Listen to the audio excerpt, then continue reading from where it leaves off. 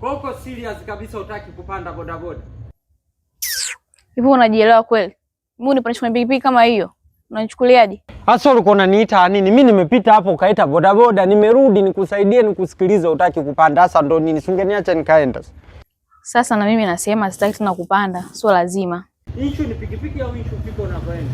Sio lazima. Hebu nisikilize nikwambie. Mimi masuala ya kijinga huaga spendi. Sio unanielewa? Wewe kalia chombo ya fundi namba F. Hii namba F ndio ipo kwenye new model. Kaa hapa nikupeleka unapoenda, unipe nauli yangu basi. Sipandi kwenye pikipiki kama hiyo. Kwanza huko ninapokaa naheshimika. Wewe uheshimike uende chooni. Ungekuwa unaheshimika usingekuwa unaenda chooni. Sasa nisikilize, hii namba F hii pikipiki namba F new model. Wewe kama unakaa hapa chombo ya fundi nikubebe nikupeleke. Mimi najua tu unaenda Sinza wewe. Unaenda Sinza unaona aibu kusema. Sema hata si wenyewe. Wazee wa kuungaunga wananishangaa tu umetutunuka. Wewe unafikiri mimi sinaga msaada wa bure kwa wanawake? Yaani kama nakusaidia nikupeleke ghetto sawa.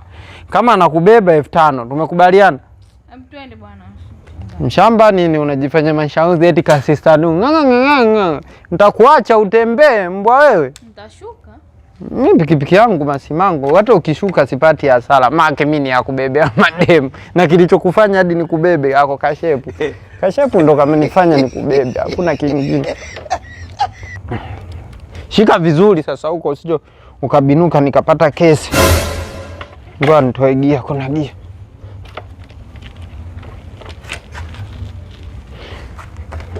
Unaleta dharau kanajikuta ka sister du. Si ndo wauni na Kalisti Midabangulo wala Mbalips. Muona chuma ilivyowaka. Wewe ulikuwa unaleta dharau. Nakwambia namba hii. Mbona unakuwa mzito huko kiunoni? Tulia.